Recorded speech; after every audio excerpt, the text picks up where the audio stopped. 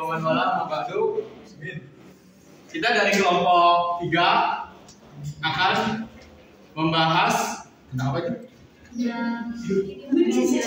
Tentang Pancasila sebagai dasar negara. Sebelumnya ingin memperkenalkan anggota kelompok. Dari saya, Rizky Ananda. Saya Nanita Dewa. Saya Witi. Saya Fitri Lani.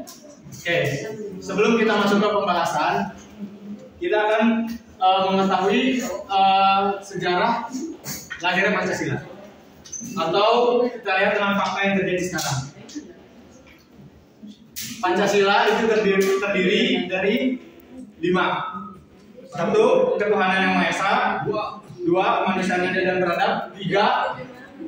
Persatuan Indonesia. 4. Kerakyatan yang dipimpin oleh hikmat kebijaksanaan. 5. Keadilan sosial bagi seluruh rakyat Indonesia. Belum tamat.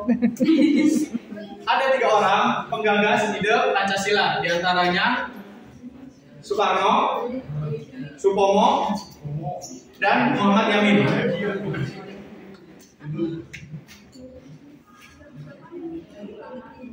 Tiga orang masing-masing tersebut memiliki 5 isinya. Menurut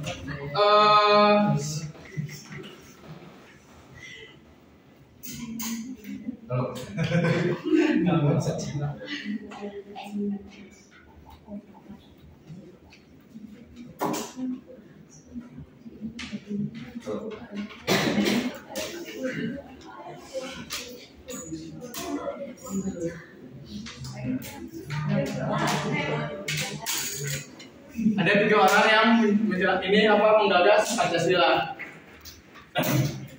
Pancasila sebelum menjadi Pancasila atau Undang-Undang Dasar itu lahirnya Piagam Jakarta yang sekarang disebut Undang-Undang 1945.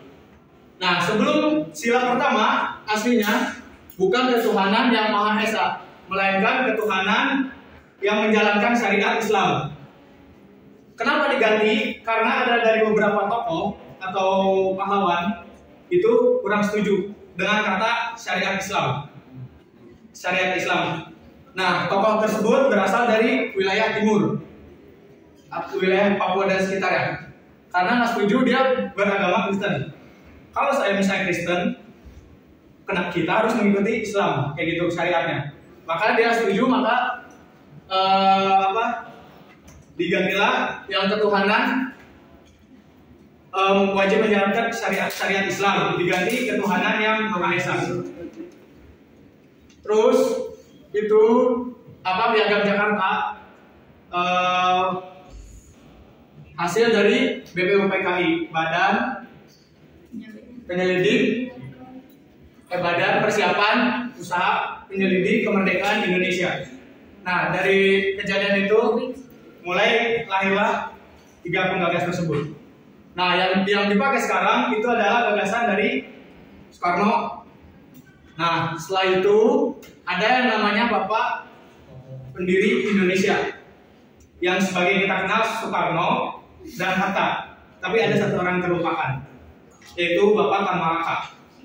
Tan Malaka dia itu berinisiatif untuk mendirikan Indonesia. Tapi kenapa di sejarah tidak dibahas?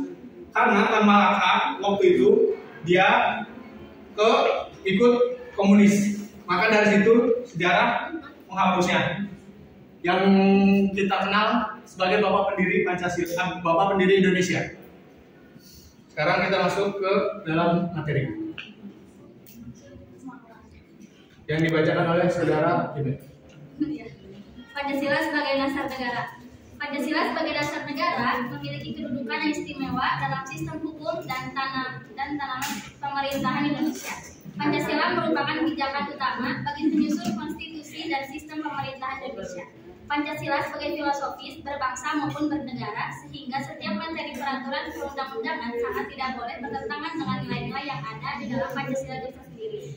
Pancasila ini sebagai dasar negara ada 5 yang akan kita bahas. Yang pertama ada konsep negara dan urgensi dasar negara, ada kajian Pancasila sebagai dasar negara, ada yuridis, historis, sosiologis, dan politis tentang Pancasila sebagai dasar negara, dinamika dan tantangan Pancasila sebagai dasar negara, esensi dan urgensi sebagai dasar negara. Nah, yang pertama ada konsep negara dan urgensi dasar negara. Akan dibacakan oleh Didi.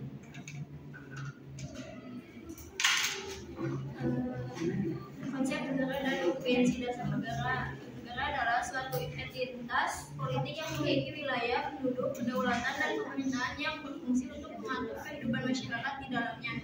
Konsep negara ini mencakup berbagai aspek termasuk politik, hukum, ekonomi, sosial, dan budaya. Urgensi dasar negara Pancasila sebagai dasar negara terletak pada keunikan dan kekayaan nilai-nilai yang terkandung di dalamnya. Urgensi dasar Pancasila itu ada 5, yaitu persatuan dan keanekaragaman, kepentingan bersama, keadilan sosial, kedaulatan rakyat, dan stabilitas dan konstitusivitas. Terus, urgensi dasar negara Pancasila sangat penting dalam menjaga persatuan, keadilan, demokrasi, dan keberagaman bangsa. Hal ini penting untuk membangun masyarakat yang makmur dan sejahtera. Kemudian ada kajian Pancasila. Kajian Pancasila sebagai dasar negara mencakup pemahaman dan pengembangan prinsip Pancasila sebagai pedoman dalam kehidupan berbangsa dan bernegara. Kajian Pancasila sebagai dasar negara melibatkan pemahaman mendalam terhadap setiap prinsip dan nilai-nilai yang terkandung di dalamnya. Ini termasuk studi tentang bagaimana prinsip ini dapat diterapkan secara konteks dalam berbagai aspek kehidupan negara. Kajian juga melibatkan refleksi kritis terhadap implementasi kehidupan sehari-hari. Kemudian mau dilanjutkan sama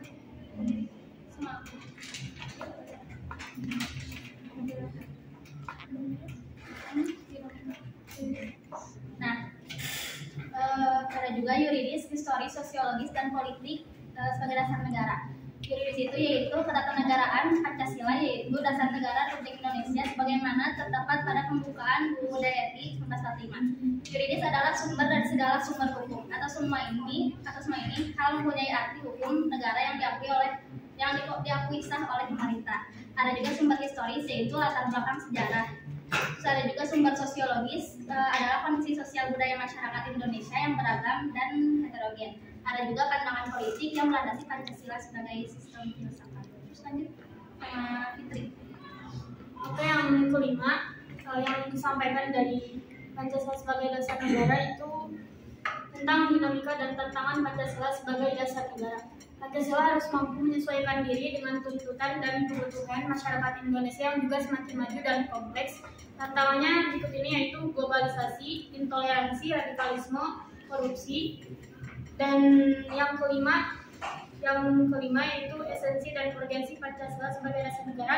Sebagai dasar negara, Pancasila memiliki urgensi yang memberikan arah dan tujuan bagi penyelenggaraan negara serta pengaturan hubungan antara warga negara dan negara dengan negara.